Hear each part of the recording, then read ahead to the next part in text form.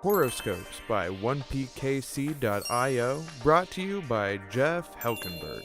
Hello, Scorpio. This is your horoscope for the week of March 3rd, 2019. Now, currently, the house of Scorpio is empty, while your ruling planet, Pluto, is in Capricorn, and for some, Mars is in Taurus. Now, something that we all know, but sometimes we can kind of just gloss over or forget, is that home life is extremely important. It's extremely important to have a foundation from which you can pursue your life. But it can also be a limiting factor, especially when it comes to you having the required latitude to go after the things that you're really passionate about. And so this is especially true in terms of the relationships that we have with our romantic partners. Now, if you feel yourself losing your identity in a relationship, if you feel like suddenly you went from having clearly defined personality and the edges start to get fuzzy and maybe you don't even know how you're supposed to react anymore, it's going to be really important for you to address those kinds of deficiencies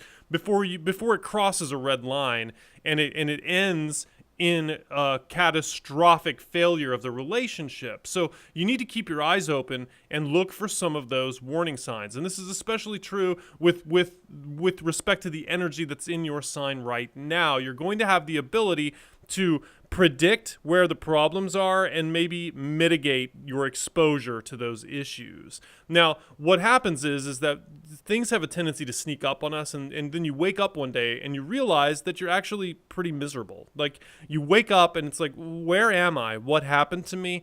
It feels like I've moved beyond a point of no return, and it's going to be very difficult for me to get back to a place where I actually recognize the person that's looking back at me in the mirror.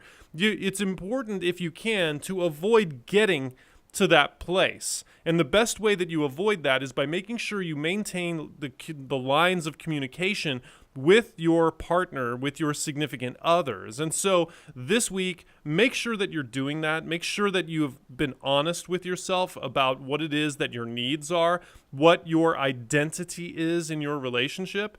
And to the extent that you're willing to treat that honestly, you're still going to be able to find passion while having stability. The two are not mutually exclusive. You can still be a very passionate and have a person with a lot of latitude and freedom and have a very good relationship life as well with a partner who understands you and is open and receptive to the things that you want to do. But if you're not honest with that partner, what happens is there's a tendency to build up resentment for the things that you have been unable or unwilling to confront, and then you see the partner as the enemy. And that's never a good situation to be in.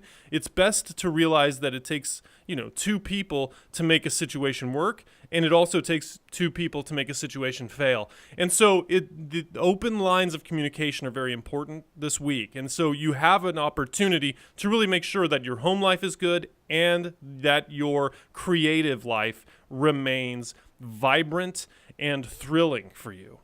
Now, for those of you who know your birth chart positions, here's a rundown of the other planets and our star. Mercury, Neptune, and the Sun are in Pisces. Pluto and Saturn are in Capricorn. Mars is in Taurus.